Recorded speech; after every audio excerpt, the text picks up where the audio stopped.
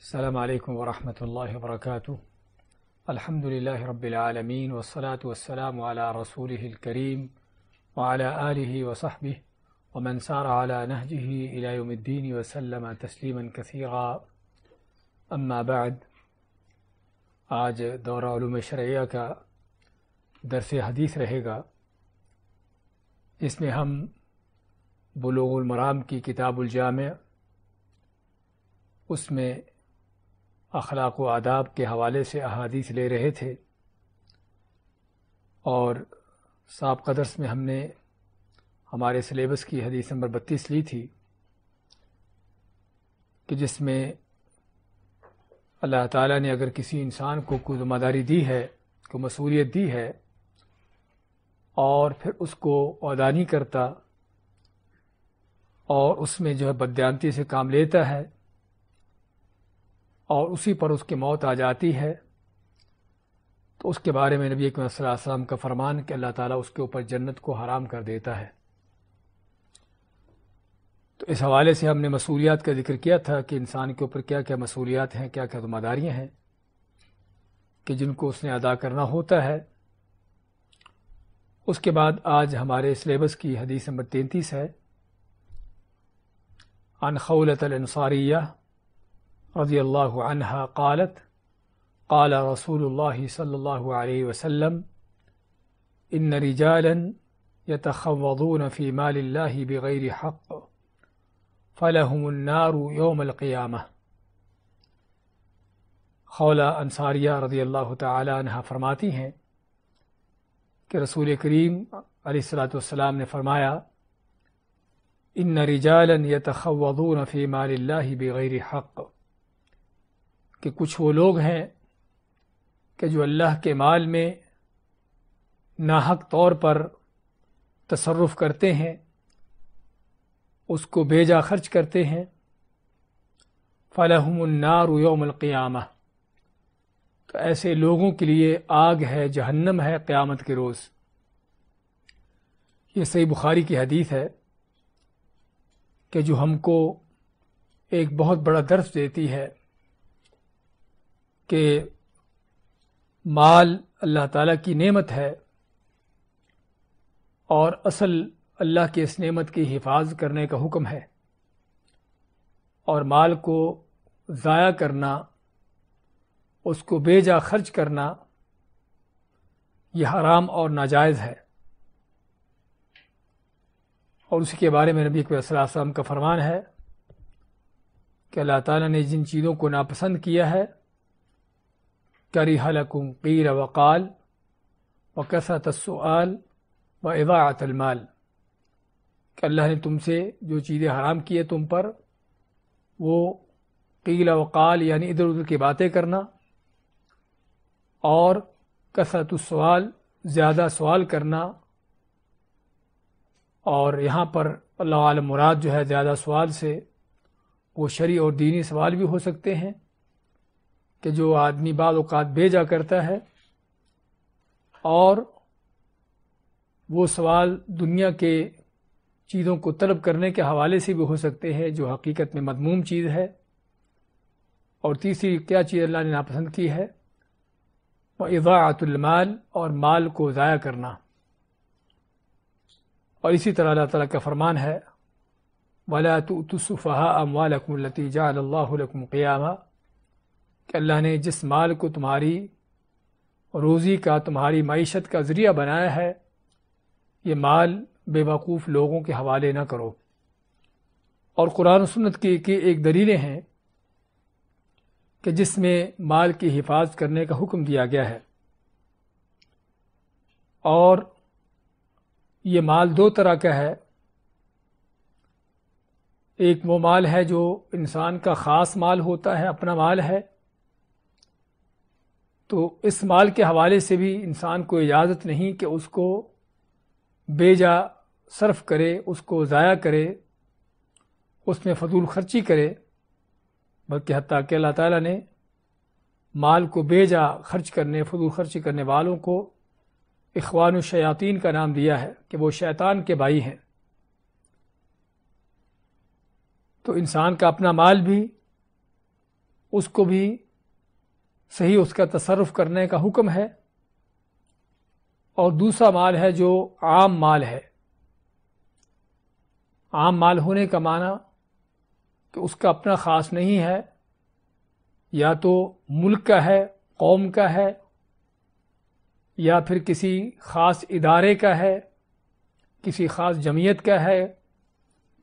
کسی مسجد مدرسے کا ہے، کسی کمیٹی کا ہے، تو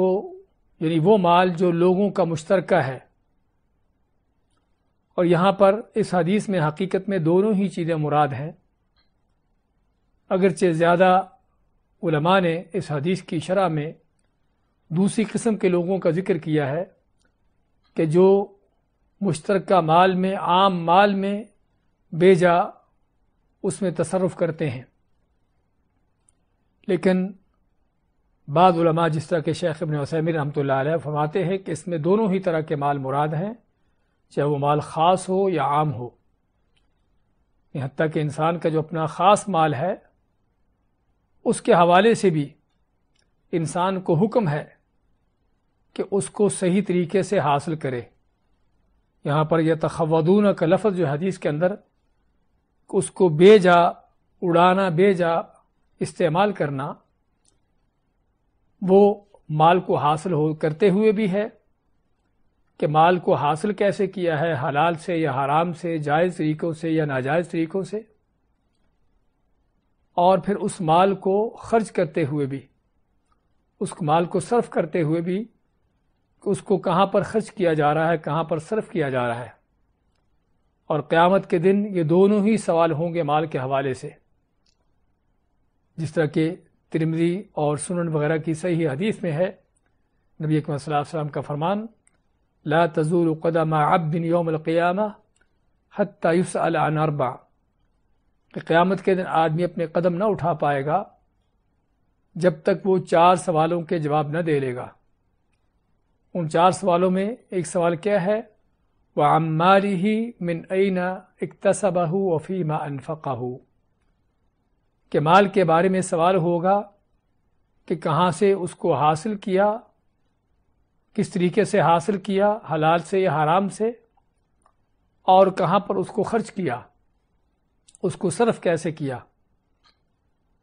اس لحاظ سے انسان ذمہ دار ہے مال کو حاصل کرتے ہوئے بھی اس کو دیکھنے کی ضرورت ہے کہ وہ کہاں سے حاصل کر رہا ہے، حلال یا حرام سے، اور جو اللہ نے اس کو مال دیا ہے، اس کو کسی شکل میں بھی اس کو ملا ہو، چاہے اس نے خود کمایا ہو، وراثت میں ملا ہو، یا کسی بھی انداز سے اس کو ملا ہو، اس مال کو خرچ کرتے ہوئے، اس کو صرف کرتے ہوئے بھی انسان پر فرض ہے کہ اس کا صحیح استعمال کرے۔ اس کا غلط استعمال کرنا، اس کو بے جا اڑانا، حرام کے کاموں میں اس کو صرف کرنا، فضول خرچی میں اس کو لگا دینا، ایسی جگہوں پہ اس کا خرچ کرنا جہاں ضرورت نہیں ہے، تو یہ ساری وہ چیزیں ہیں کہ جو مال کو بے جا اڑانے کے معنی میں آتی ہیں۔ اور اس معنی کے لحاظ سے یہ ہے کہ جو مال کو بے جا خرچ کرتے ہیں، بے جا اڑاتے ہیں، اس کو ضائع کرتے ہیں، اللہ کے نبی صلی اللہ علیہ وسلم نے کیا فرمایا؟ فَلَهُمُ النَّارُ يَوْمَ الْقِيَامَةِ، ایسے لوگوں کے لیے قیامت کے دن آگ ہے، جہنم ہے۔ اور جس طرح ہم نے عرض کیا ہے کہ زیادہ تر علماء نے اس کو عام مال کے معنی میں لیا ہے، اس حدیث کو، کہ وہ مال جو عام مال ہے، جو انسان کا اپنا خاص مال نہیں ہے، تو یہاں پر مراد عام مال ہے، کیونکہ حدیث میں ان کا کہنا ہے کہ فی مال اللہ، اللہ کے مال میں، اگرچہ اللہ کا مال، انسان کا اپنا مال بھی اللہ کا دیا مال ہے، اس کا حقیقی مالک اللہ ہی ہے، اور جو عام مال ہے ملک قوم کا، وہ بھی اللہ ہی کا مال ہے۔ تو معنی کے لحاظ سے تو دونوں ہی کے اوپر یہ چیز آتی ہے، لیکن چونکہ زیادہ تر لوگوں کا مال کو بے جا اڑانے کا انداز کب ہوتا ہے کہ جب وہ مال ان کا اپنا ذاتی نہیں ہوتا بلکہ مشترکہ مال ہوتا ہے، قوم کا مال ہے، حکومت کا مال ہے، یا کسی کمیٹی جمعیت کا ہے، کسی ادارے کا ہے، کسی مسجد مدرسے کا ہے تو وہاں پر چونکہ مال اپنا نہیں ہوتا اور اس کو خرچ کرتے ہوئے کوئی اس بات کی درد نہیں ہوتی کہ مال خرچ ہو رہا ہے، جا رہا ہے، اور ذہن میں یہ ہوتا ہے کہ اوروں کا مال ہے، ہمیں کیا. تو عموماً جو ہے عام مال کے اندر زیادہ تر بے ایمانی کا یعنی کہ بددیانتی کا انداز رہتا ہے. تو چنانچہ اس لحاظ سے بھی یہ بہت بڑی تنبیہ ہے کہ اوروں کے مال میں بیجا صرف کرنا، ان کو بیجا خرچ کرنا، کہ جس کی اجازت نہیں ہے، اللہ کے نبی صلی اللہ علیہ وسلم نے ایسے لوگوں کے لیے جہنم کی وعید سنائی ہے. اور مال یا عام مال جو ہے اس کو بیجا خرچ کرنے کی یا اس کا بیجا تصرف کرنے کے مختلف انداز ہیں. کہ کبھی تو ایک مسئول ہے، کوئی افیسر ہے، کوئی ذمہ دار ہے، چاہے وہ حکمران ہو یا کوئی وزیر افیسر ہو یا کسی ادارے کا یا کسی کمیٹی کا وہ ذمہ دار ہو، کسی مدرسے کا، کسی مسجد اسکول کا یا فرض کرو وہ اس کا ذمہ دار ہو، تو اس چیز کا استعمال جو ہے وہ غلط کرتا ہے، چیزوں کو اپنے ذاتی استعمال میں لاتا ہے،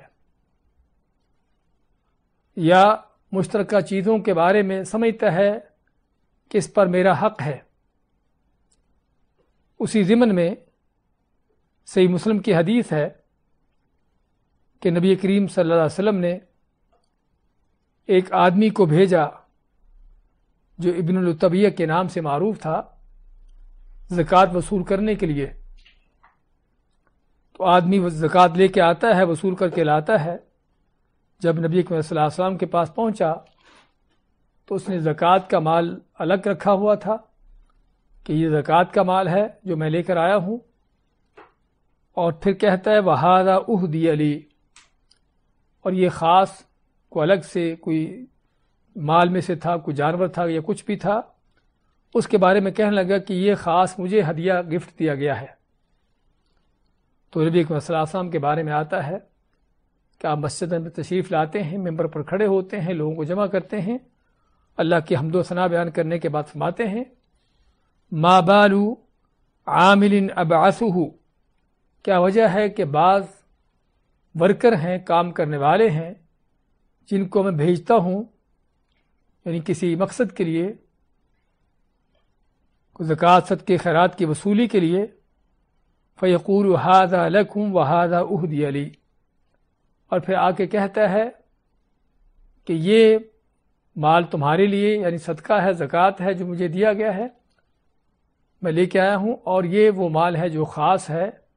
جو میرے لیے مجھے گفٹ دیا گیا ہے. آپ ماتے افلا قعد فی بیت ابیہ او بیت امہ حتی ینظر ایہدی الیہ ام لا، کیا یہ شخص کہ جو آ کے کہتا ہے کہ یہ مال مجھے ہدیہ کیا، گفٹ دیا گیا ہے، یہ اپنے ماں یا باپ کے گھر میں کیوں نہ بیٹھا رہا تاکہ ہم دیکھتے کہ اس کو کون سے وہاں پر ماں باپ کے گھر میں بیٹھ کر ہدیہ و گفٹ ملتے ہیں. یعنی اس کو جو کچھ ملا ہے وہ اس لیے نہیں کہ وہ فلاں ہے، اس کو جو ہدیہ گفٹ ملا ہے وہ اسی لیے ملا ہے کیونکہ ہماری طرف سے ایک ذمہ دار تھا، ہماری طرف سے ایک ڈیوٹی پوری کر رہا تھا اور مسلمانوں کے مشترکہ کام پر مامور تھا، تو اس کو اسی لحاظ سے گفٹ دیا گیا ہے، ایک عام آدمی ہونے کی حیثیت سے نہیں ملا. تو اس کا معنی کیا ہے؟ اور یہ حقیقت میں بہت بڑی تنبیہ ہے اور بہت بڑا ایک سبق ہے اس حدیث کے اندر کہ بعض اوقات آدمی کو ذمہ دار شخص جو ہے کسی بھی ادارے کا ہو یا کسی بھی یعنی کہ کمیٹی کا ہو یا کسی بھی جگہ کا ہو، یا بعض اوقات کو امیر، کوئی لیڈر، کو حکمران ہوتا ہے، اس کو کوئی گفٹ دیا جاتا ہے اور اس کو گفٹ ملنے کا انداز اس کی ذاتی شخصیت نہیں ہوتی بلکہ اس لحاظ سے ہوتا ہے کہ وہ چونکہ ایک ذمہ دار ہے، ایک مسئول ہے، تو اس لحاظ سے اس کو گفٹ دیا جاتا ہے اور وہ سمجھتا ہے کہ یہ میرے لیے ہے، حالانکہ اس کو وہ گفٹ اس کے مسئول ہونے کی حیثیت سے ملا ہے اور اگر مسئول ہونے کی حیثیت سے ملا ہے تو وہ پھر صرف خود اس کا حقدار نہیں بلکہ جن کے اوپر اس کی ذمہ داری مسئولیت ہے وہ سبھی اس کے حقدار ہیں۔ ہاں بعض اوقات اسی مسئول کو اس کی ذاتی شخصیت کے طور پر کوئی چیز دی جاتی ہے، اس کا دوست، اس کا کوئی عزیز، کوئی اس طرح کا شخص جو ہے اس کو شخصی طور پر کوئی گفٹ پیش کرتا ہے، وہ الگ بات ہے، لیکن عموماً جو ہے ایسی چیزیں کسی مسئول کے حوالے سے، کسی ذمہ دار کے حوالے سے تبھی ہوتی ہیں کہ اس کو شخصی ذاتی طور پر نہیں بلکہ اس کے ذمہ دار ہونے کے ناطے سے۔ اور اسی لیے ہم دیکھتے ہیں صحابہ اکرام کی سیرت میں سے، اور بلکہ اس سے پہلے ایک حدیث بھی روایت کی جاتی ہے، ہدایہ العمال غلول، کہ جو عامل ہوتے ہیں، کو آفیسر ہوتے ہیں، کو ذمہ دار ہوتے ہیں، ان کو دیے جانے والے گفٹ بھی کیا ہے؟ وہ بھی بددیانتی اور خیانت کی شکل ہے، کیونکہ عام طور پر اس طرح کے گفٹ دینے کا مقصد کیا ہوتا ہے دینے والے کا؟ کہ اس ذمہ دار کو اپنی طرف مائل کرنا، اس مسئول کو اپنے سے ملانا، مانوس کرنا، اور پھر وہ کام جو کرنا چاہیے اس کو، یعنی گفٹ دینے والے کو، تاکہ اس میں اس کو نرمی ہو جائے، اس میں اس کو چھوٹ مل جائے، یا اگر کوئی چیز دینا ہے یعنی کہ اس گفٹ دینے والے کو کچھ چیز ملنے والی ہے تاکہ اس کو وہ چیز اپنے حق سے بڑھ کر مل جائے، یعنی کسی آفیسر کو گفٹ دیا جاتا ہے تاکہ اس آفیسر کو اپنی طرف مائل کر لیا جائے، اور جو حق دینے والا ہے وہ ادا نہ ہو، یا اس کی طرف سے، آفیسر کی طرف سے کوئی چیز ملنے والی ہے تو دوسروں سے بڑھ کر اس کو مل جائے۔ تو عام طور پر اس طرح کے لوگوں کو، بڑے آفیسروں کو، بڑے ذمہ داروں کو گفٹ دینے کے پیچھے لوگوں کے یہ مقصد ہوتے ہیں۔ کوئی قاضی جج ہے، اس کو گفٹ دیا جاتا ہے کس لیے؟ کہ تاکہ فیصلہ کرتے ہوئے، کوئی مقدمہ کیس ہے تو تاکہ وہ فیصلہ جو ہے اس کے حق میں ہو جائے، گفٹ دینے والے کے حق میں ہو جائے، اس کے مخالف نہ ہو۔ کوئی ٹیچر ہے فرض کرو، اس کو کوئی طالب علم گفٹ دیتا ہے تاکہ وہ امتحان میں اس کے ساتھ رعایت کرے، یا پیپر کی مارکنگ کرتے ہوئے اس کے اچھے نمبر لگا دے، اس کو پاس کر دے۔ یعنی ہم صرف چند مثالیں دے رہے ہیں، ورنہ زندگی کے ہر شعبے میں چیز آتی ہے کہ کوئی بھی آدمی کسی بھی جگہ پر کوئی ذمہ داری اس کے اوپر ہے، چاہے وہ ملک کا حکمران ہو، کوئی قاضی جج ہو، کوئی وزیر ہو، کوئی آفیسر ہو، اسکول ٹیچر ہو، کوئی اسکول کا یعنی کہ مدیر ہو، کچھ بھی ہو، تو ہر وہ شخص جس کے ماتحت کچھ لوگ ہیں، جس کی ذمہ داری ہے، اور پھر اس کو گفٹ پیش کیا جاتا ہے، تو عموماً اس گفٹ پیش کرنے کے پیچھے کچھ نہ کچھ مقاصد ہوتے ہیں۔ کچھ اپنی ذمہ داریوں کی جو حقوق جو لوگوں کو دینے ہیں اس میں کوئی نرمی کا معاملہ، حقوق پورے نہ دینے کی تاکہ کیفیت پیدا ہو، یا لوگوں کو ان کی طرف سے جو ملنے والی کوئی چیزیں ہیں تاکہ ان کو دوسروں سے بڑھ کر مل جائیں۔ تو کوئی شک نہیں کہ ساری چیزیں غلط ہیں، اور اس لیے آپ اسی حدیث کے آخر میں فرماتے ہیں والذی نفس محمد بیدہ، کہ اس اللہ کی قسم جس کے ہاتھ میں محمد صلی اللہ علیہ وسلم کی جان ہے، لا ینال احد منکم منها شیئا الا جاء یوم القیامہ یحملہ علی عنقہ، کہ تم میں سے کوئی بھی اگر کوئی ایسی چیز لیتا ہے تو قیامت کے دن وہ اپنی گردن پر وہ چیز اٹھا کر لائے گا۔ آپ پھر مثالیں دیتے ہیں کیا کیا اٹھا کر لانے والے ہیں۔ چنانچہ آپ کے زمانے میں زیادہ تر لوگ زکوٰۃ لینے جاتے تو اونٹ، بکریاں، اس طرح کی چیزیں لے کے آتے زکوٰۃ کے طور پر۔ تو آپ مانتے ہیں کہ اگر کسی نے بددیانتی کی ہے، مشترکہ عام مال میں سے کوئی چیز اس نے رکھ لی ہے، اس کو اپنا حق قرار دے دیا ہے، تو آپ مانتے ہیں کہ اپنی گردن پر قیامت کے دن اس کو اٹھا کر لائے گا۔ بعیر لہ رغا او بقرۃ لہ خوار او شاۃ تیعر، کہ اونٹ ہے کہ جس کی آواز ہو، یا گائے ہے کہ جو آواز نکالتی ہو، یا بکری اپنی آواز نکالتی ہو۔ ثم رفع یدیہ حتی رأینا عفرۃ ابطیہ، صحابی فرماتے ہیں راوی کہ پھر اس کے بعد آپ صلی اللہ علیہ وسلم اپنے دونوں ہاتھ اٹھاتے ہیں، حتیٰ کہ فرماتے ہیں کہ ہم آپ کے بغلوں کی سفیدی ہم دیکھ رہے تھے، وقال اللہم حل بلغت، آپ نے 2 دفعہ فرمایا اللہ گواہ ہو جا کہ میں نے تیرا پیغام پہنچا دیا ہے، یعنی اس معاملے کی شدت کو بیان کرتے ہوئے کہ ذمہ داریاں اور ان چیزوں کے اندر امانت داری کس قدر اہم ترین عمل ہے۔ اسی طرح خولہ بنت قیس کی حدیث ہے، نبی اکرم صلی اللہ علیہ وسلم کا فرمان ہے ان ھذا المال خضرۃ حلوہ، کہ یہ مال جو انسانوں کو دنیا میں ملا ہوا ہے یہ بڑا ہی پر رونق ہے، بڑا ہی لذت مزے کا ہے۔ من اصابہ بحق بورک لہ فیہ، تو جو اس مال کو حق سے اور صحیح طریقے سے لیتا ہے اللہ اس کے لیے اس مال میں برکت پیدا کر دیتا ہے۔ وَرُبَّ مُتَخَوِّذٍ فِيهَا شَاءَتْ بِهِ نَفْسُهُ مِن مَالِ اللَّهِ وَرَسُولِهِ لَيْسَ لَهُ يَوْمَ الْقِيَامَةِ إِلَّا النَّارُ، اور ممکن ہے کہ جو اس اللہ اس کے رسول کے مال میں ناحق طور پر ناجائز طور پر اس میں تصرف کر رہا ہے، اس کا خرچ کر رہا ہے، قیامت کے دن اس کے لیے سوائے آگ کے اور کچھ نہیں ہوگا۔ تو چنانچہ جس طرح ہم نے ذکر کیا ہے کہ یہ معاملہ بڑا ہی خطرناک ہے، حتیٰ کہ ابو داؤد کی ایک حدیث میں آتا ہے کہ رسول کریم علیہ السلام کا ایک غلام تھا، جنگ خیبر کے موقع پر آپ کے ساتھ تھا، تو اس کے بعد کہیں پر تھے آپ صلی اللہ علیہ وسلم صحابہ کے ساتھ، تو ایک تیر آیا اور اس غلام کو لگا اور وہ فوت ہو گیا۔ تو صحابہ نے کیا فرمایا کہ حلی اللہ الشہادت یا رسول اللہ، کہ اللہ کے نبی صلی اللہ علیہ وسلم اس کو شہادت مبارک ہو کہ دشمن کا تیر سے یعنی کہ مر گیا ہے، قتل ہو گیا ہے، شہید ہو گیا ہے۔ اللہ کے نبی صلی اللہ علیہ وسلم ماتے کلا، ہرگز نہیں، والذی نفس محمد بیدہ، کہ اس ذات کی قسم جس کے ہاتھ میں محمد صلی اللہ علیہ وسلم کی جان ہے، ان الشملۃ لتلتہب علیہ نارا اخذها من الغنائم یوم خیبر، کہ خیبر جب فتح ہوا تھا تو اس نے وہاں سے ایک چادر چوری کر لی تھی جو تقسیم نہیں ہوئی تھی، مال غنیمت ابھی تقسیم نہیں ہوا تھا، اس سے پہلے اس نے چادر اٹھا لی، چوری کر لی۔ تو میں دیکھ رہا ہوں کہ وہ چادر اس کے اوپر یعنی اس چادر کے اندر آگ میں جل رہا ہے، یعنی صرف ایک چادر جو ہے چوری کرنے سے، بددیانتی کرنے سے، وہ کیا ہے آپ فرماتے ہیں کہ میں دیکھ رہا ہوں اس چادر کے اندر جل رہا ہے۔ اور جس طرح پہلی حدیث میں آپ فرمایا کہ آدمی جو بھی بددیانتی کرتا ہے،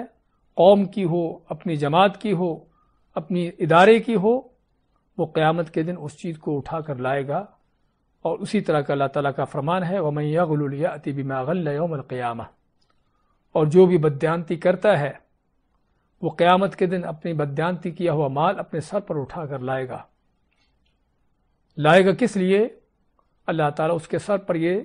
مال اٹھوائے گا، اس کو اذیت دینے کے لیے، تکلیف دینے کے لیے، اس کو عذاب دینے کے لیے، اور لوگوں کے سامنے، پوری مخلوقات کے سامنے قیامت کے دن اس کو رسوا کرنے کے لیے کہ یہ وہ چور، یہ بددیانت، چاہے وہ حکمران ہو، چاہے کوئی وزیر ہو، چاہے لیڈر ہو کوئی، چاہے وہ کسی طرح کا کسی ادارے کا مسئول ہو، کسی مسجد مدرسے کا ذمہ دار ہو، جو بھی اس نے بددیانتی کرتے ہوئے مال لیا ہے، قیامت کے دن سبھی لوگوں کے سامنے وہ سر پہ مال اٹھا کر لائے گا، اپنی گردن پر اٹھا کر لائے گا۔ لوگ دیکھیں گے کہ یہ وہ چور ہے، بددیانت ہے کہ جس نے لوگوں کا مال چوری کر کے لوگوں کا مال بددیانتی سے ہتھیایا تھا اور آج اس کو لے کے آ رہا ہے۔ تو اس لحاظ سے ہم دیکھتے ہیں کہ سلف صالحین ان موضوعات پر کتنا ان کی احتیاط ہوتی تھی۔ اللہ تعالیٰ نے جب یتیموں کے بارے میں آیت نازل کی ان الذین یأکلون اموال الیتامی ظلما انما یأکلون فی بطونہم نارا، کہ وہ لوگ جو یتیموں کا مال ظلم کرتے ہوئے کھاتے ہیں وہ حقیقت میں اپنے پیٹوں میں آگ بھر رہے ہیں۔ تو اس آیت کے نازل ہونے پر صحابہ جن کے ماتحت کچھ یتیم تھے، جن کی وہ پرورش کرتے تھے، اس قدر فکر مند ہوئے کہ انہوں نے یتیموں کا کھانا پینا اپنے گھر میں الگ کر دیا کہ کہیں یہ نہ ہو کہ یتیم کے مال میں سے کسی نہ کسی چیز کو یہ لوگ کھا بیٹھیں یا ان کے گھر والے کھا بیٹھیں۔ اور یہ چیز ان کے لیے بہت مشقت کی تھی، بہت مشکل کی تھی کہ ایک یتیم بچہ پورے گھر میں اس کا الگ کھانا پکے، اس کے لیے سارے انتظامات الگ ہوں۔ تو اللہ تعالیٰ پھر سورہ بقرہ میں آیت نازل کر کے فرما دیا کہ اللہ تعالیٰ جانتا ہے کون بدنیت ہے اور کون اچھی نیت رکھتا ہے، تو اس لیے تمہارے لیے کوئی حرج نہیں کہ تم یتیموں کے مالوں کو اپنے مالوں کے ساتھ ملا لو، یعنی کھانا پینا ان کو اپنے ساتھ اکٹھا رکھو، لیکن حساب دیکھو کہ یتیم کا کتنا خرچہ ہوتا ہے تاکہ اسی حساب سے اس کے مال سے خرچ کرو۔ تو اسی طرح ہم صحابہ تابعین سلف صالحین کی سیرتوں میں دیکھتے ہیں کہ ان کا کیا انداز ہوتا تھا اس امانت کو ادا کرنے کا اور بددیانتی سے بچنے کا، اور خصوصاً جو عام مال ہے مسلمانوں کا اس سے دور رہنے کا۔ عمر بن عبدالعزیز رحمۃ اللہ علیہ کے بارے میں آتا ہے کہ وہ امت کے لوگوں کے کاموں کو نپٹا رہے ہوتے اپنے گھر میں بیٹھے، تو جب تک لوگوں کے کاموں کو نپٹا رہے ہوتے، حکومت کے کاموں کو اس سے متعلقہ کام ان کے چل رہے ہوتے، وہ حکومت کے تیل کا جو دیا تھا وہ جلاتے، اور جیسے ہی حکومت کے کام یا لوگوں کے کام ختم ہو جاتے، ان کے گھر کے ذاتی معاملات شروع ہوتے، تو وہ حکومت کے تیل کا دیا بجھا کر گھر کا دیا جلاتے جو گھر کے ان کو اپنے ذاتی تھا، تاکہ یہ نہ ہو کہ ایک دیا بھی جو ہے وہ حکومت کے مال سے ان کے گھر میں جلے۔ اسی حوالے سے ایک راوی ذکر کرتا ہے کہ وہ عمر بن عبدالعزیز کو ملنے جاتے ہیں، ان سے ملاقات کے لیے جاتے ہیں، تو عمر بن عبدالعزیز جو ہیں وہ حکومت کے کام کرنے میں، یعنی لوگوں کے کاموں کو نپٹانے میں مصروف تھے، ان کے یعنی کہ خطوط تھے، ان کے معاملات تھے، ان کو نپٹا رہے تھے، اور حکومت کا دیا جل رہا تھا۔ تو فرماتے ہیں کہ جب انہوں نے وہ کام نپٹا دیے تو وہ حکومت کا دیا بجھا دیتے ہیں اور گھر کا دیا جلاتے ہیں، پھر مجھ سے بات چیت کرتے ہیں، یعنی حتیٰ کہ اس شخص سے بات چیت کرنے کے لیے بھی انہوں نے جو مشترکہ مال کا ایک دیا تھا کہ جس کی معمولی سی ہم کہہ سکتے ہیں کہ چند پیسوں کا خرچہ ہوگا، عمر بن عبدالعزیز رحمۃ اللہ علیہ کہ جن کی حکومت چین کے بارڈر سے لے کر فرانس کے بارڈروں تک تھی، اور اس وقت مسلمانوں کا بیت المال اس قدر خزانوں سے بھرا ہوا تھا کہ اس کو خرچ کرنے کی جگہ نہیں ملتی تھی، لوگوں کے پاس اس قدر مال تھا کہ زکوٰۃ لے کر نکلا جاتا اور زکوٰۃ کو کوئی وصول کرنے والا نہ ہوتا۔ عمر بن عبدالعزیز کو جب بتایا گیا کہ خزانے بھرے ہوئے ہیں مال سے، تو انہوں نے کہا کہ غریبوں کو دو، تو ان کے افیسروں نے بتایا کہ کوئی غریب رہا ہی نہیں کہ جس کو ہم دیں،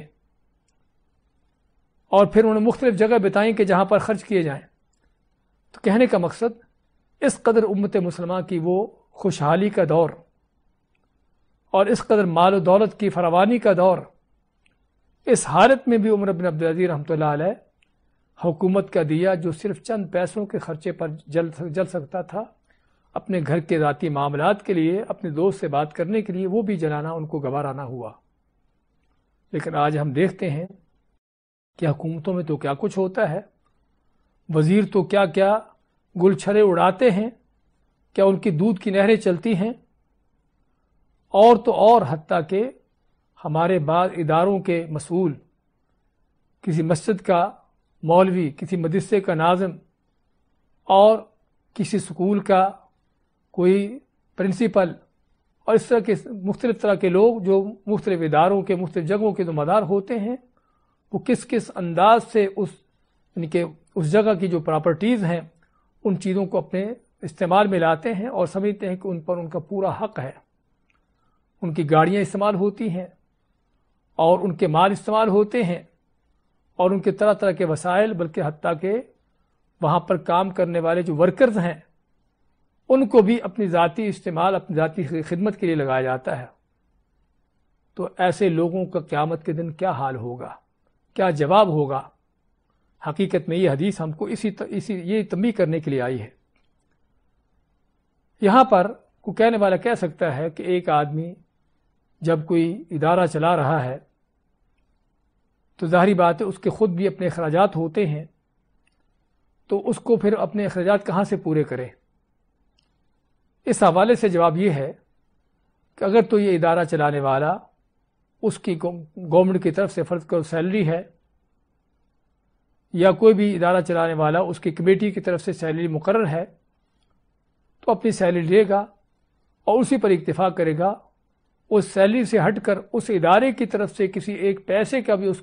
کو جواز نہیں ہے کہ وہ اپنے استعمال میں لائے، اپنی ذاتی ان کی چیزوں میں استعمال کرے، کیونکہ اس کی سیلری مقرر ہے اور اس کو مل رہی ہے، تو اس سے بڑھ کر اس کو کسی چیز کا حق نہیں ہے۔ لیکن بعض اوقات کیا ہوتا ہے کہ عموماً ہمارے مدرسوں کے، مسجدوں کے ناظمین، اس طرح کے لوگ، ان کی حکومتوں کی طرف سے کوئی سیلریاں کوئی نہیں ہوتی، اس طرح کی چیزیں نہیں ہوتی، تو پھر ان کے لیے کیا ہے؟ ان کے لیے بھی علماء نے جس چیز کی اجازت دی ہے کہ اصل تو یہ ہے کہ اگر وہ مالدار ہیں، اگر ان کو اس چیز سے اپنے آپ کو دور رکھ سکتے ہیں کہ مسجد کے، مدرسے کے، ادارے کے جو بھی وہ چلا رہے ہیں اس کی کسی چیز کو تصرف میں لائے بغیر اپنے اخراجات پورے کر سکتے ہیں، تو اصل ان کے لیے حکم یہی ہے۔ لیکن اگر وہ اس چیز کا محتاج ہے کہ واقعی ہی اس کو اپنی گھر کی ضروریات کو چلانے کے لیے، گھر کے معاملات کو چلانے کے لیے اس کو خرچہ چاہیے، اور اس کے پاس ادارے کو چلانے کے علاوہ اور ٹائم نہیں ہے کہ گھر کی ضروریات کے لیے الگ سے کوئی کام کر سکے اور ان کو چلا سکے، تو یہاں پر پھر اس کو اجازت دی گئی ہے کہ اگر اس کی جگہ پر کوئی آدمی ملازمت کے طور پر رکھا جاتا، ورکر کے طور پر رکھا جاتا، تو اس ورکر کی تنخواہ کتنی ہو سکتی تھی، اس کا خرچہ کتنا ہو سکتا تھا، تو اس ادارے کے ناظم کو، اس کے چلانے والے کو بھی علماء فرماتے ہیں کہ اگر وہ محتاج ہے، ضرورت مند ہے، تو اس کو بھی صرف اتنا ہی خرچہ لینے کی اجازت ہے کہ جتنا خرچہ کسی ملازم کو، کسی ورکر کو رکھ کر دیا جا سکتا ہو جو اس کی جگہ پر کام کرتا ہو۔ تو یہ اس کا قاعدہ کلیہ ہے۔ یہ نہیں کہ وہ ادارہ سمجھے کہ میرا ہے اور میں اس کو جس طرح چاہوں اڑاؤں، اس کو، اس کے خرچے اس میں خرچ کروں، بلکہ اس کو صرف اسی حد تک اجازت ہے کہ جو یعنی اس کی ذاتی ضرورت ہے اس حد تک اس کو لینے کی اجازت ہے، اور وہ بھی ضرورت کے ساتھ تک کہ اگر وہ اپنی جگہ پر کسی ورکر کو رکھتا وہاں پر، اور اس ورکر کو جتنی تنخواہ دینا ہوتی اتنی ہی اس کو تنخواہ لینے کی اجازت ہے۔ اس کی دلیل کیا ہے؟ اللہ تعالیٰ کا فرمان۔ اللہ نے جب یتیموں کے مال کا ذکر کیا کہ یتیموں کے جو سرپرست ہیں ان کو چاہیے کہ یتیموں کے مال سے دور رہیں، ان کو استعمال نہ کریں، تو اس میں اللہ تعالیٰ فرماتا ہے فَمَنْ كَانَ غَنِيًّا فَلْيَسْتَعْفِفْ وَمَنْ كَانَ فَقِيرًا فَلْيَأْكُلْ بِالْمَعْرُوفِ، کہ جو مالدار ہو، یتیم کا سرپرست مالدار ہو، اس کو ضرورت نہ ہو یتیم کے مال کا خرچ کرنے کی، تو اس کو چاہیے کہ یتیم کے مال سے اپنے آپ کو دور رکھے، اس کو خرچ نہ کرے اپنے اوپر۔ لیکن اگر یتیم کا سرپرستی کرنے والا فقیر آدمی ہے، اس کو سرپرستی کرنے پر ٹائم لگتا ہے، محنت کوشش ہوتی ہے اس کی، اور اس کی وجہ سے اپنے اس کے ذاتی کام چھوٹتے ہیں، تو اللہ فرماتا ہے کہ اگر فقیر ہے تو فقیر اپنی حاجت ضرورت کے مطابق جتنی اس کی اجرت ہو سکتی ہے اس کے مطابق یتیم کے مال میں سے لے سکتا ہے۔ تو اسی طرح یہاں پر بھی اگر کوئی کسی ادارے کا ناظم ہے، اس کا مسئول ہے، مالدار ہے، اس کو ضرورت نہیں، تو اس کو اجازت نہیں کہ ادارے کے مال کو کسی لحاظ سے بھی اپنے اوپر لگائے، اور اگر وہ محتاج ہے تو اس کو اس حد تک اجازت ہے کہ جتنا اس کی جگہ پر کوئی ورکر رکھا جاتا تو اس کو تنخواہ دی جاتی۔ اور اسی حوالے سے ابوبکر صدیق کے بارے میں آتا ہے کہ جب رسول اکرم صلی اللہ علیہ وسلم کے فوت ہونے کے بعد مسلمانوں کے خلیفہ بنتے ہیں، تو وہ جس طرح پہلے اپنے کام کاج کرتے تھے، اپنے کام کاج کر رہے ہیں اپنے گھر کے معاملات کو چلانے کے لیے، تو اس سے کیا ہوتا کہ جو مسلمانوں کے کئی معاملات رک جاتے۔ اب چونکہ وہ خلیفہ ہیں، مسلمانوں کے ذمہ دار ہیں، تو اس وجہ سے ان کو مسلمانوں کو ضرورت تھی کہ ان کے لیے فارغ ہوں، ان کے معاملات کو نپٹائیں،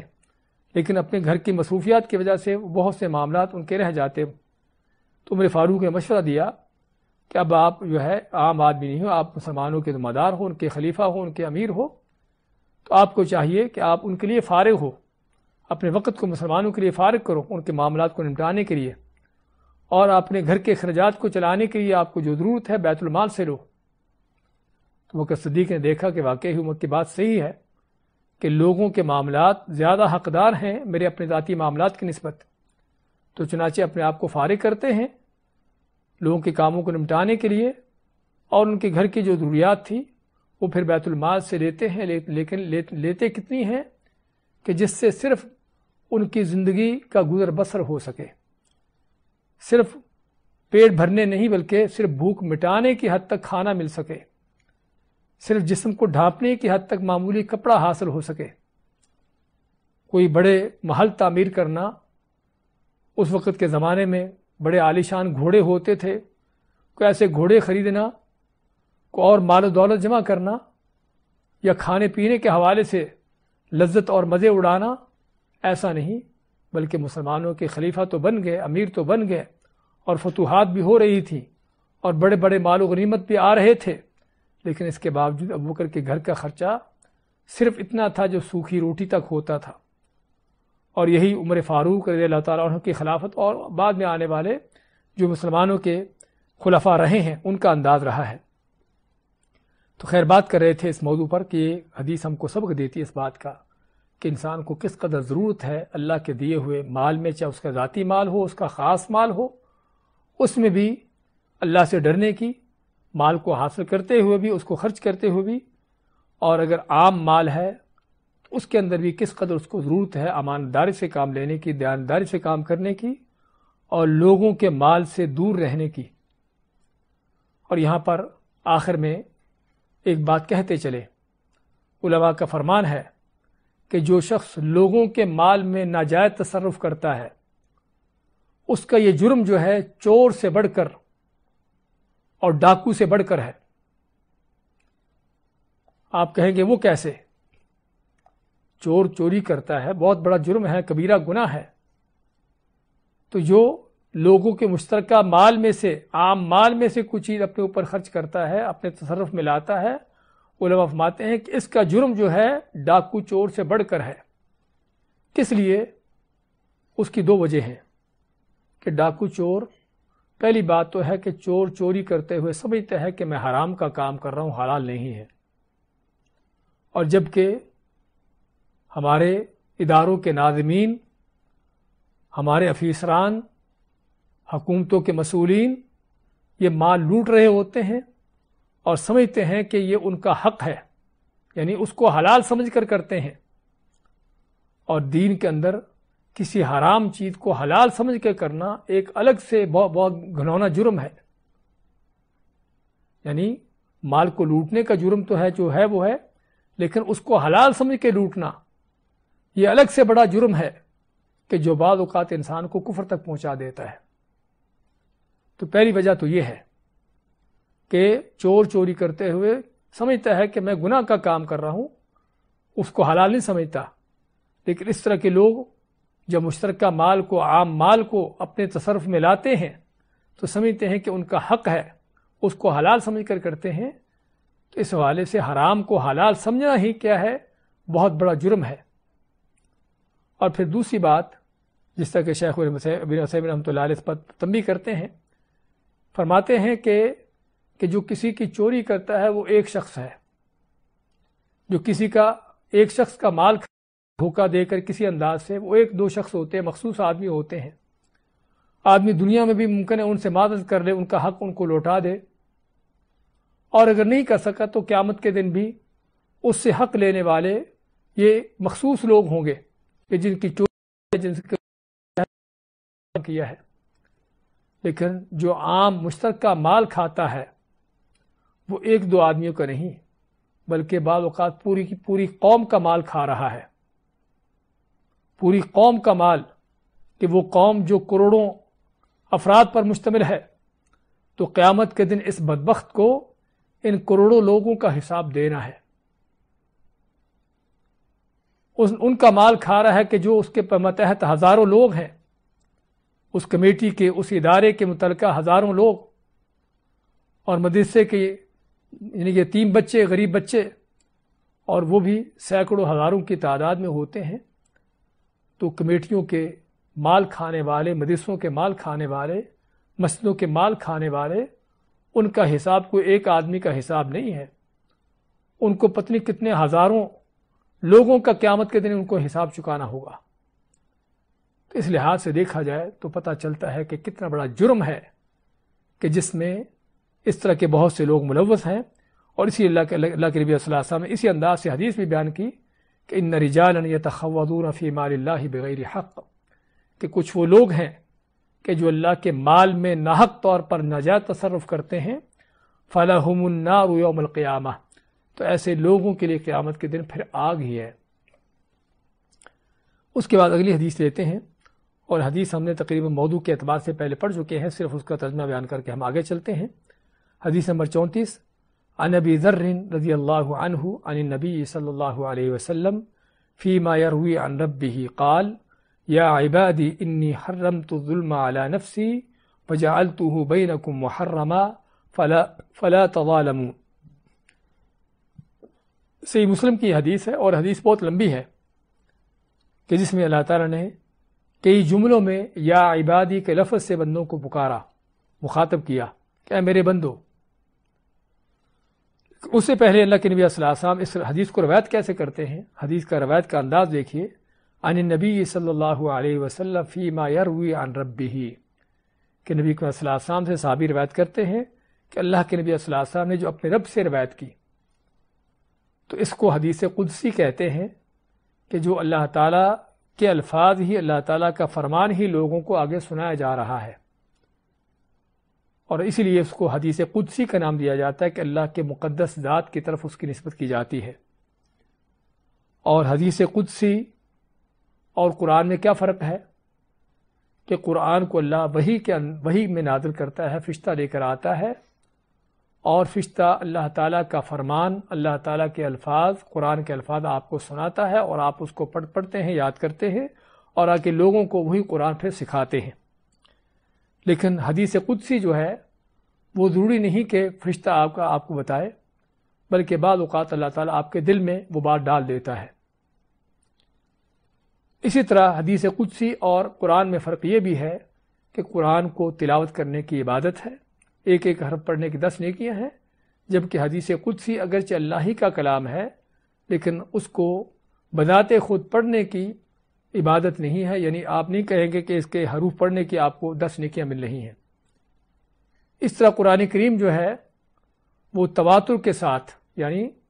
اس انداز سے اس کا نزول ہوا ہے، اور آگے لوگوں نے ایک دوسرے کو سکھایا ہے کہ جس میں ادنا قسم کا شک شبہ نہیں ہو سکتا، اور وہ یقینی ہے، حقیقی ہے، کہ جبکہ حدیث قدسی جو ہے اس کے اندر بعض اوقات وہی کمزوری کے انداز آ سکتے ہیں جو حدیث نبوی کے اندر آتے ہیں، کیونکہ حدیث قدسی بھی اسناد کے ساتھ روایت کی جاتی ہے، اور اس کی اسناد بھی بعض اوقات کمزور یا ضعیف ہو سکتی ہے۔ اسی طرح قرآن کریم کی نماز میں تلاوت کی جاتی ہے، جبکہ حدیث قدسی وغیرہ اس کی تلاوت نہیں کی جا سکتی۔ اس طرح کے علماء نے چند فرق ذکر کیا ہے۔ تو یہ حدیث قدسی ہے کہ جس میں اللہ فرماتا ہے یا عبادی، اے میرے بندو،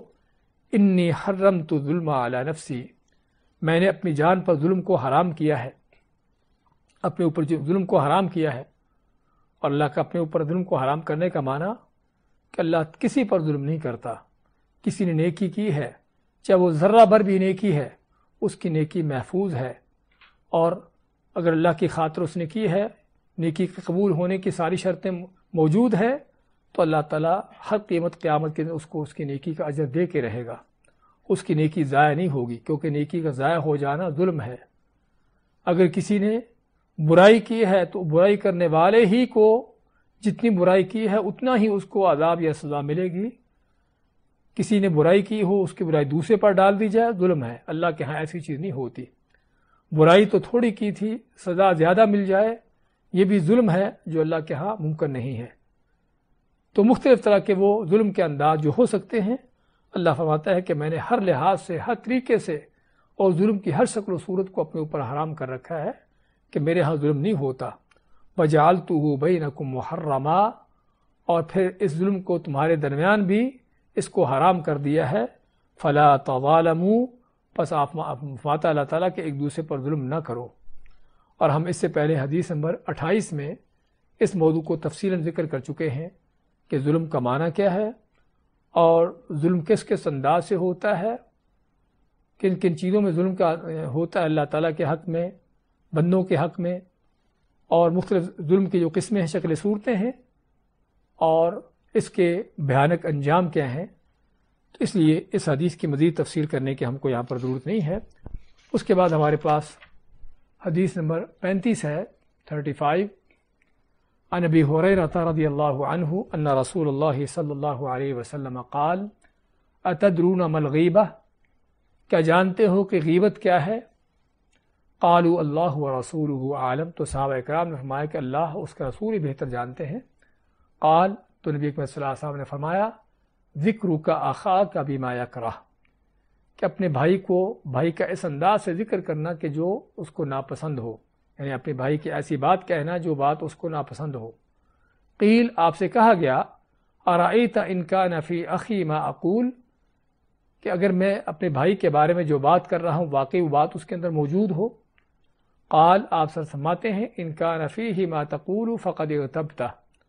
اگر یہ بات جو تم اس کے بارے میں کہہ رہے واقعی وہ بات اس کے اندر موجود ہے تو یہی تو غیبت ہے۔ وَإِن لَّمْ يَكُن فَقَدْ بَهَتَّهْ، لیکن اگر تم اس کے بارے میں ایسی بات کہہ دیتے ہو جو بات اس میں نہیں ہے تو یہ کیا ہے؟ یہ الزام تراشی ہے، بہتان بازی ہے۔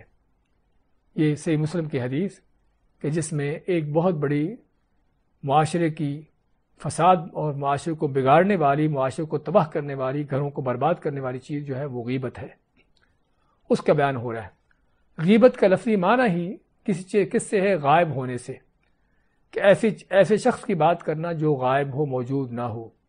یعنی کسی شخص کی عدم موجودگی میں اس کی ایسی بات کہنا جس کے بارے میں آپ مانتے ہیں ذکرک اخاک بما یکرہ، کہ اپنے بھائی کی ایسی بات کہنا جو اس کو ناپسند ہو، یعنی یا تو واقعی بات ہی بری ہے کہ جو وہ نہیں چاہتا کہ میری اس بات کا کہیں پر ذکر ہو، کسی محفل مجلس میں اس بات کو یعنی کہ اٹھایا جائے، یا بعض اوقات بات تو بری نہیں ہوتی، بات تو اچھی ہوتی ہے، لیکن وہ شخص چاہتا نہیں کہ اس کی یہ بات لوگوں کے ہاں اس کو بیان کیا جائے۔ اور اس لحاظ سے ہمیں غیبت کے معنی کو باریکی سے سمجھنے کی ضرورت ہے، کیونکہ ہم بہت سے حالات میں غیبتیں کرتے ہیں لیکن سمجھتے نہیں کہ ہم غیبت کر رہے ہیں۔ یعنی فرض کرو کسی آدمی کی بری بات نہیں ذکر کر رہے، بات اچھی ہی ہے، بری نہیں ہے، لیکن وہ بات نہیں چاہتا کہ لوگوں کے ہاں ذکر ہو، تو جب آدمی کو کہا جاتا ہے بھی اس کی بات کیوں کر رہے ہو، کہتا ہے کہ کیا کہتا کہ بات بری تو نہیں، بات تو اچھی کر رہا ہوں، کوئی غلط بات تھوڑی ہے۔ حالانکہ اصل یہ دیکھا جاتا ہے کہ جس کی بات ہو رہی ہے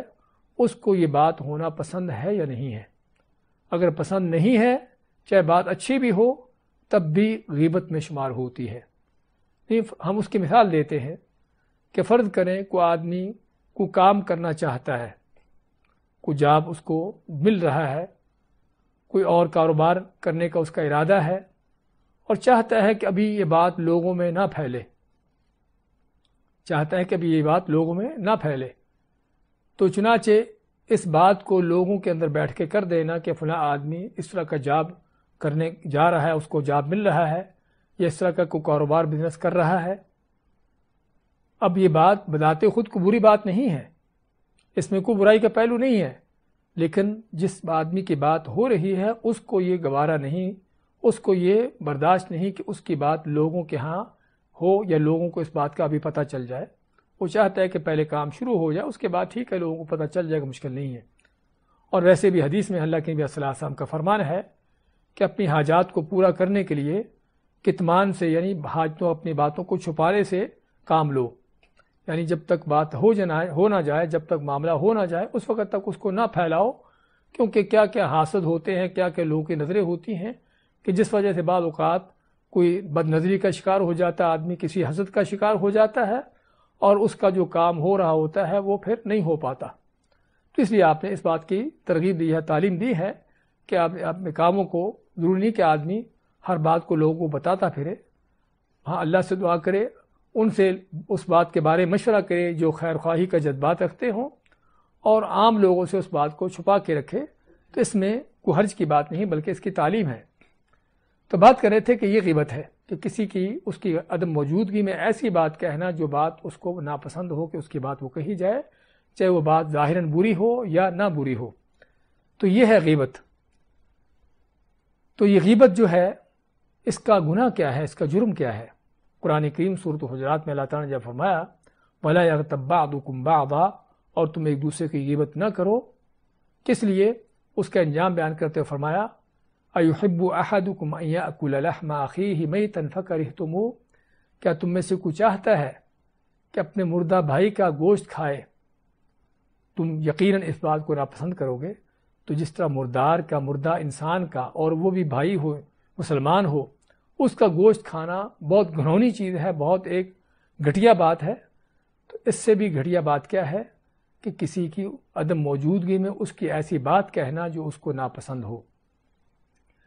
غیبت سے اسی طرح اس کا انجام بیان کرتے ہوئے نبی اکرم صلی اللہ علیہ وسلم نے بیان فرمایا، آپ کو جب اللہ تعالیٰ نے آسمانوں کی سیر کروائی اور آپ نے وہاں پر مختلف طرح کے منظر دیکھے، جنت والوں کے بھی جہنم والوں کے بھی، تو اسی میں سے آپ دیکھتے ہیں کہ ایک یا بعض لوگ ہیں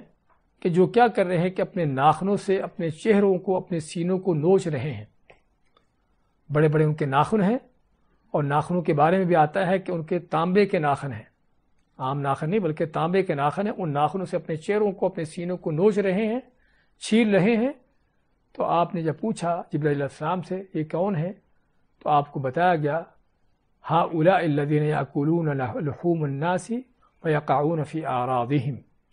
آپ میں کہ یہ وہ لوگ، آپ کو بتایا گیا کہ یہ وہ لوگ ہیں کہ جو لوگوں کی غیبتیں کرتے ہیں اور غیبتیں کر کے ان کا گوشت کھاتے ہیں، یعنی لوگوں کا گوشت کھاتے ہیں کس طرح سے؟ ان کی غیبتیں کر کے، ان کی عزتوں میں، یعنی ان عزتوں پر حملے کر کے۔ اور اسی طرح آپ دوسری حدیث میں فرماتے ہیں یا معشر من آمن بلسانہ ولم يدخل ایمان فی قلبہ، کہ اے وہ لوگوں جو اپنی زبانوں سے تو ایمان لائے ہو لیکن دل میں ایمان داخل نہیں ہوا، لوگوں کی غیبتیں کرنے سے باز آ جاؤ اور ان کے عیب ٹٹولنے سے باز آ جاؤ، ورنہ اللہ تعالیٰ تمہارے گھر کے عیبوں کو لوگوں کے سامنے فاش کر دے گا، تم کو ذلیل و خوار کر دے گا دنیا کے اندر۔ تو یہ غیبت کے بھیانک قسم کے انجام، اور پھر قیامت کے دن غیبت کرنے والے کو اگر دنیا میں اس نے اس کا کفارہ ادا نہیں کیا، یا اس سے معذرت نہیں کی، یا اس سے معافی نہیں مانگی جس کی غیبت کی ہے، تو قیامت کے دن اس کو اس کا بدلہ اپنی نیکیوں سے دینا ہوگا۔ تو چنانچہ یہ غیبت ہے، اس کی غیبت کی کیوں جاتی ہے، اس کے اسباب کیا ہیں؟ اس کے پیچھے زیادہ تر جو وجہ ہوتی ہے وہ کسی سے حسد ہونا، کسی سے بغض ہونا۔ تو چنانچہ آدمی جہاں پر بیٹھتا اٹھتا ہے اس کی برائیاں بیان کرتا ہے، اس کو ڈیگریڈ کرنے کی، اس کو گرانے کی، اس کو نیچا دکھانے کی کوشش کرتا ہے، حسد سے اس کو ذلیل کرنے کے لیے۔ اور بعض اوقات حسد تو نہیں ہوتا، ویسے ہی کسی انسان کو گھٹیا سمجھا جاتا ہے، اس کو حقیر جانا جاتا ہے، تو اس کا مذاق اڑاتے ہوئے اس کی برائیاں بیان کی جاتی ہیں۔ اور بعض اوقات جو ہے آدمی اپنی شہرت چاہتا ہے، اپنی شہرت چاہتا ہے، اور کسی کے بارے میں اچھی بات سننا اس کو گوارا نہیں ہوتی۔ تو چنانچہ اگر کسی کی اچھی بات ہو رہی ہوتی ہے یا ایسی چیز ہوتی ہے لوگوں کے سامنے، تو کیا کرتا ہے؟ اس کو گرانے کی کوشش کرتا ہے اور اپنے آپ کو اونچا بنانے کی کوشش کرتا ہے۔ اور اللہ کے نبی صلی اللہ علیہ وسلم نے کیا فرمایا؟ کسی آدمی کے گناہ گار ہونے کے اتنا ہی کافی ہے کہ اپنے مسلمان بھائی کو گھٹیا جانے اور اپنے آپ کو ان سے اونچا جانے۔ اور یہ تکبر ہے کہ جس طرح جو تکبر کرنے والوں کے لیے جنت میں داخلہ نہیں ہے۔ اسی طرح غیبت کی ایک سب سے بڑی وجہ جو ہے بعض اوقات غلط تربیت ہوتی ہے، کہ آدمی کی تربیت ہی ایسے گناہوں پر، ایسے غلط کاموں پر ہوئی ہوتی ہے کہ جہاں بیٹھے اٹھے گا لوگوں کی باتیں، لوگوں کی چیزیں، اس طرح کی چیزیں کرتے رہنا، اور اس طرح غلط محفلیں، غلط ساتھی کہ ان کے ہاں غیبتیں کریں گے تو بڑے خوش ہوں گے، بڑے کہکے لگائیں گے، اور آدمی سمجھے گا کہ میں نے بڑا مار کا مارا، بڑا تیر مارا ہے، لوگوں کو خوش کر دیا ہے، حالانکہ اس نے اپنی آخرت کو برباد کیا ہے۔ تو اس طرح کی چند یعنی کہ چیزیں ہیں، آدمی کا گھٹیا پن، اس کے غلط مزاج، اس کی غلط تربیت، اپنے آپ کو اونچا جاننا، دوسروں کو گھٹیا جاننا، اور جو اس طرح کا مزاج رکھتا ہے حقیقت میں وہ خود ہی گھٹیا ہے، لوگ اس سے اونچے ہیں۔ تو یہ غیبت کے اسباب جو علماء نے بیان کیے ہیں۔ اس کا علاج کیا ہے؟ علاج کیسے کیا جائے؟ ہاں، علاج کے لیے سب سے پہلے انسان کو یہ دیکھنا ہوگا کہ میں کیا جرم کر رہا ہوں، کتنا گھنونا جرم ہے، اور اس جرم کی حقیقت کیا ہے کہ جس طرح کسی مردار کا گوشت کھانا ہو، مردہ انسان کو کھانا ہو، وہ عام انسان بھی نہیں بلکہ اپنا مسلمان بھائی ہو۔ اللہ تعالیٰ نے اس کی قباحت کو بیان کرنے ہی کے لیے غیبت کے ساتھ اس کی مثال دی ہے، اور پھر اس کے نتائج کو سامنے رکھنا کہ نتیجہ غیبت کا نتیجہ کیا ہوگا، کہ اوروں کی غیبتیں کر کے میں کیا کر رہا ہوں۔ امام شافعی رحمۃ اللہ علیہ نے یہاں پر بہت ایک عظیم شعر کہا ہے کہ اس شعر کا معنی کیا ہے کہ اپنی زبان سے لوگوں کی غیبتیں، لوگوں کے نقص بیان نہ کرو، کیونکہ لوگوں کی بھی زبانیں ہیں۔ اگر تمہاری ایک زبان ہے تو جن کی غیبتیں کر رہے ان میں سے ہر ایک کے پاس زبان ہے، اور وہ بھی تمہارے عیبوں کو جانتے ہیں، وہ بھی دیکھتے ہیں۔ اور اگر تمہاری آنکھ سے تمہیں کوئی لوگوں کے عیب نظر آ رہے ہو تو آنکھ کو یہ کہو کہ لوگوں کی بھی آنکھیں ہیں کہ ان کو بھی تمہارے عیب نظر آتے ہیں۔ تو اس لیے انسان کو غیبت کے انجام کو دیکھنا چاہیے کہ غیبت کا انجام کیا ہے، کہ جیسے غیبت کر کے انسان خود اپنے آپ کو لوگوں کے سامنے پیش کر رہا ہو کہ میرے عیبوں کو تلاش کرو، میرے عیب ڈھونڈو کہ میرے اندر کیا ہے، اور پھر خود اپنے آپ کو ذلیل کرنے کا باعث بنتا ہے دنیا کے اندر بھی، اور پھر آخرت میں اپنے نیکیاں جو اس نے غیبتیں کی ہیں قیامت کے دن اپنی نیکیاں دے کر جو ہے وہ اب اس کی جان چھوٹے گی۔ اس لیے بعض سلف صالحین کا کہنا ہے کہ اگر میں نے کسی کی غیبت کرنی ہوتی تو اپنی ماں کی غیبت کرتا، تاکہ میری نیکیاں کسی اور کو نہ جائیں، میری ماں کو جائیں۔ لیکن یہاں پر بے وقوفی کی انتہا ہوتی ہے کہ آدمی کسی کو اپنا دشمن سمجھتا ہے، اپنا مخالف سمجھتا ہے، اور دل کی بھڑاس نکالنے کے لیے اس کی غیبتیں کرتا ہے۔ ہاں، دل کی بھڑاس شیطان نکال دیتا ہے، لیکن اس کے ساتھ ساتھ اس کی نیکیاں بھی ساری لٹا دیتا ہے۔ تو اس دشمن کو قیامت کے دن نیکیاں دے کر جان چھڑانا پڑے گی، بلکہ ممکن ہے نیکیاں نہ ہوں اور اس کے گناہ سر پر لے کر جہنم کو جانا پڑے گا۔ ہاں، یہ ہے اصل حماقت اور بے وقوفی کی انتہا۔ تو اس لیے انسان کو غیبت کے جب نتائج کو دیکھتا ہے کہ اس کے کتنے گھنونے نتائج ہیں تو تب بھی اس سے باز رہ سکتا ہے۔ اور اسی طرح زبان کو کنٹرول کرنا، اللہ کے نبی صلی اللہ علیہ وسلم کا فرمان ہے، من کان یؤمن باللہ والیوم الآخر فلیقل خیرا او لیصمت، کہ جو اللہ اور آخرت پر ایمان رکھتا ہے اس کو چاہیے کہ بات کرے تو صحیح بات کرے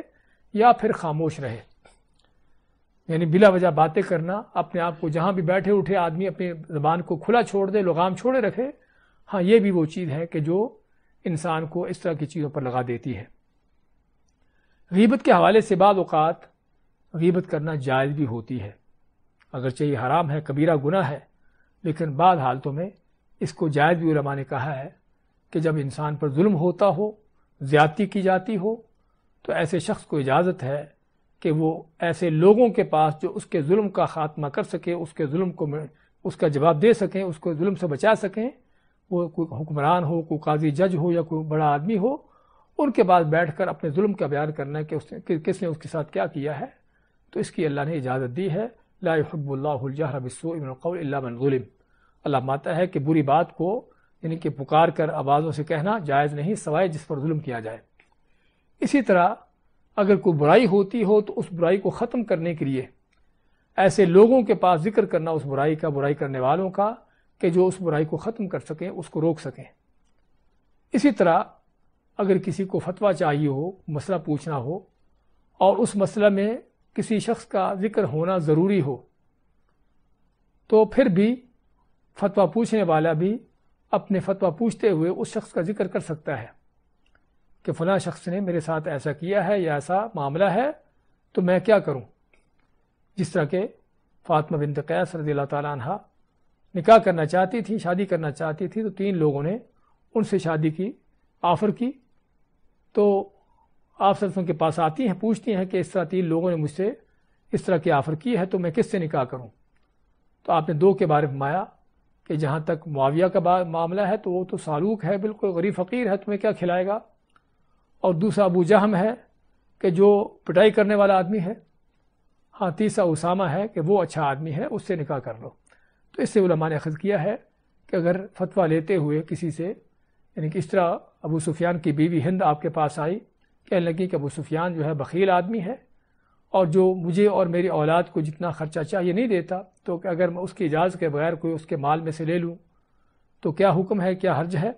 آپ مانتے ہیں کہ جتنی تمہیں اور تمہاری اولاد کو ضرورت ہو تم اس کے مال سے لے سکتی ہو۔ تو یہاں پر ایک فتوے کا انداز تھا جس میں غیبت آ گئی، لیکن یہ وہ غیبت ہے کہ جس کی ضرورت تھی۔ اسی طرح کسی کے شر سے لوگوں کو محفوظ کرنے کے لیے تنبیہ کرنا کہ فلاں آدمی شریر ہے اور واقعی ہی وہ شریر ہو، نہ کہ صرف اس کو ذلیل کرنا مقصد ہو لیکن لوگوں کو اس کے شر سے بچانا مقصد ہو، تو تب بھی ایسے شخص کی غیبت کی جا سکتی ہے۔ اور اس میں اگر یہ بات ہے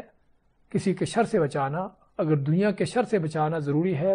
تو دین کے حوالے سے شر سے بچانا اور بھی زیادہ ضروری ہے، کہ اگر کوئی مشرک ہو، کوئی بدعتی ہو، کوئی گمراہ کن قسم کے جو پیر ملا ہیں کہ جو لوگوں کے دین کو برباد کر رہے ہیں، ان کی آخرت کو برباد کر رہے ہیں، تو ایسے لوگوں کے شر کو بیان کرنا، ان کو کھولنا، ان کو لوگوں کو واضح کرنا لوگوں کے سامنے اور بھی ضروری ہے۔ تو اس طرح کی بات وہ چیزیں ہیں کہ جو غیبت کے حوالے سے جائز ہیں، باقی ورنہ اصل یہ ہے کہ یہ کام حرام اور ناجائز ہے۔ اور آخری نقطہ بات کر کے ختم کرتے ہیں کہ اگر کسی کے ہاں غیبت کی جاتی ہو تو اس کو کیا کرنا چاہیے۔ پہلی بات تو یہ ہے کہ اگر کوئی آپ کے پاس آپ کسی کی غیبت کرتا ہے، آپ کے کسی کے بارے میں کہتا ہے کہ آپ فلاں آپ کے بارے میں یہ کہتا ہے، فلاں آپ کے بارے میں یہ کچھ کر رہا ہے، تو آپ کو وہی اس کو جواب دینا چاہیے جو سلف صالحین اس طرح کے موقعوں پر جواب دیتے تھے۔ اللہ کے نیک بندے کو جب کسی نے آ کے کہا کہ فلاں فلاں آدمی نے آپ کے بارے میں ایسے کہا ہے، تو اس نے کہا کہ شیطان کو تمہارے سوا کوئی اور ایلچی نظر نہیں آیا، یعنی تم شیطان کا ایلچی بن کر آئے ہو کہ مجھے آ کر اس کا یہ پیغام بن سنا رہے ہو، کیونکہ یہ کام شیطان کا ہے، تو شیطان کو تمہارے سوا اور کو نہیں ملا یہ کام کرنے کے لیے، تاکہ اس آدمی کو، اس بدبخت کو، غیبتیں کرنے والے کو دوبارہ کوئی جرت ہی نہ ہو ایسا کام کرے۔ کیونکہ غیبتیں اکثر کب ہوتی ہیں کہ جب غیبتیں کی جاتی ہیں اور آگے سے پھر لوگ کہہ کے لگاتے ہیں اور داد دیتے ہیں، تو وہاں پر انسان کو پھر اور اس کا حوصلہ بڑھتا ہے اس جرم کو کرنے پر۔ اس لیے ضرورت ہے اس جرم کا خاتمہ کرنے کے لیے کہ غیبت کرنے والے کی وہیں پر بہکونی کی جائے، اس کو ڈانٹا جائے، اس کو روکا جائے اس چیز سے، اور ایسا انداز اختیار کیا جائے کہ آئندہ سے وہ یہ کام نہ کرے۔ بارک اللہ فیکم و جزاکم اللہ خیر۔